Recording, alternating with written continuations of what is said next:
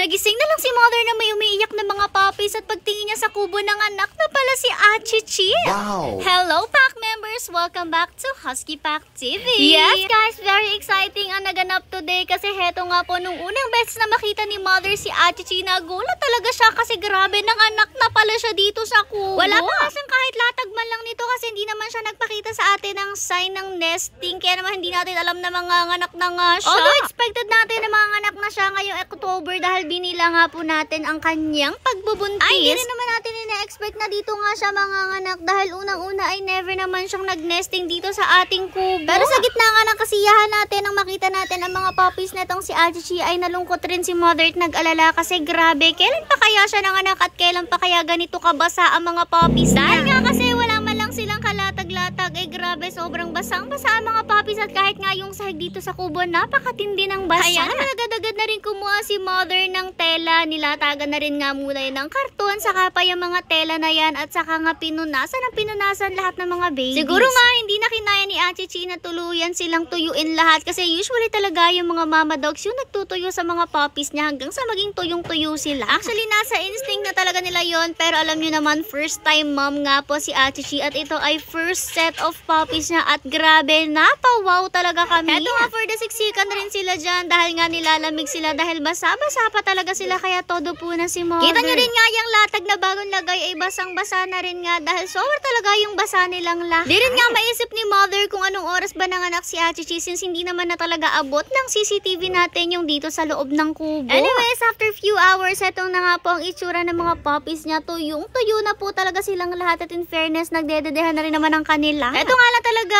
yung mahirap kapag hindi natin sila inassist sa pagdede. Minsan talaga yung iba sa kanilang mga kapatid na papadede. Kita nyo kasi yung itim na yan is dede talaga siya ng dede doon sa pusod ng kapatid niya, which is delikado, kaya inayos nga siya ni mother, binigyan nga po ng sarili niyang dede. Syempre dahil nga hindi pa sila nakakakita kahit ano na parang jutongers, ay talagang pupuntahan nila at susupsupin nila. Hindi nga lang sila sa pusod na papadede, madalas nga ay sa pemperut pa ng kanila mga ina. Anyways, kitang-kita nyo naman na talaga kung ano ang mga kulay ng puppies itong Achichi. Talagang nakakawaw dahil nga po meron siyang junakis na puting-puti at merong kakulay din niya. Pero hindi na rin kami nagtaka na meron nga po siyang apat na itim na itim. Dahil nga po kitang-kita ni mother talaga kung sino ang bumaba kay Achichi nung nakatakas siya yung itim na aso, kaya naman meron talaga siya at magkakaroon talaga surely ng anak na itim. Heto nga yung video na nakuhanan nga ni mother noong hinahanap niya si Achichi dahil nakatakas nga siya. At nung time na yun, hindi talaga natin pinalalabas si Achichi dahil alam natin na in-hit siya at pinagkakaguluhan siya ng mga lalaki dito sa labas. Pero nung maiwan niya nakabukas ang gate ay talagang tumakas talaga siya, kaya hinanap siya ng hinanap ni mother hanggang sa may marinig nga si mother na umiiyak at sinundan niya nga po yung sound na dito yun. Dito niya nga nakita si Achichi sa likod lang ng mansion at ang nakakaloka is tumago pa talaga sila dyan sa damuhan at hindi nga lang halata sa camera pero magkadikit po si Achichi dyan at saka po yung itim na aso. Kaya naman umiiyak si Achichi dyan ay dahil nga po habang magkadikit sila ay inaaway-away siya nung isa pang brown na aso. Doon magkahiwalay naman sila. Heto makikita nyo na nga po dyan na bigla na lang lumabas si Achichi bago sila nagkahiwalay dyan mula sa kanilang grabing kakambitan. At ito na nga po makikita nyo lalabas dito yung brown na aso pero hindi na nakababa kay Achichi kundi yung itim at grabe dyan palang positive na tayo na mabubuntis nga po si Achichi. Pero nakakatuwa rin si Achichi kaya naman pala talaga sobrang laki ng tiyan niya nung buntis siya ay dahil grabe kalalaki rin talaga ang kanya mga puppies. Imagine nyo, 6 healthy puppies po yan, naka-anim si Achichi at lahat sila sobrang lalaki. Yes guys, malaki pa talaga yung mga yan. Imagine nyo, hindi naman kalaki yan si Achichi pero sobrang lalaki ng mga puppies niya. Malaki pa po talaga yan sa kamay or sa palad. Usually kasi talaga kapag nga po madamihan yung mga anak na ganito ay medyo maliliit yung puppies paglabas at saka pa talaga lumalaki sa pagdede at sa paglipas ng mga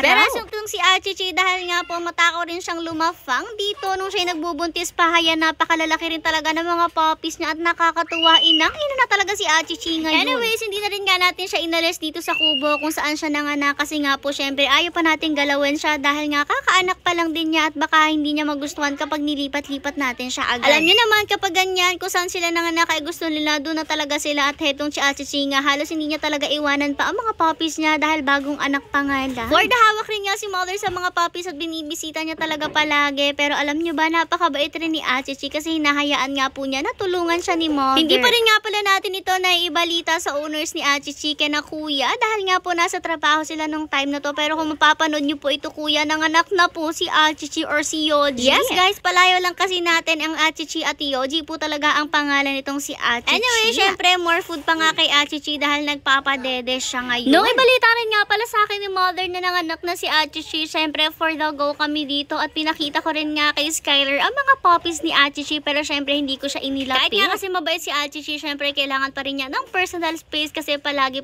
niya talaga po naiintindihan at ipoprotect ang kanya mga puppies. Sinilip nga lang namin siya ngayon pero syempre hindi naman kami magtatagal talaga dito. Umalis na rin nga kami agad at hindi na ulit kami sisilip. Para hindi rin nga ma-stress si Achichi at para syempre makapahinga sila. Pero ayun na nga guys, may mga puppies na naman naiintindihin si Mother, nakaka-excite.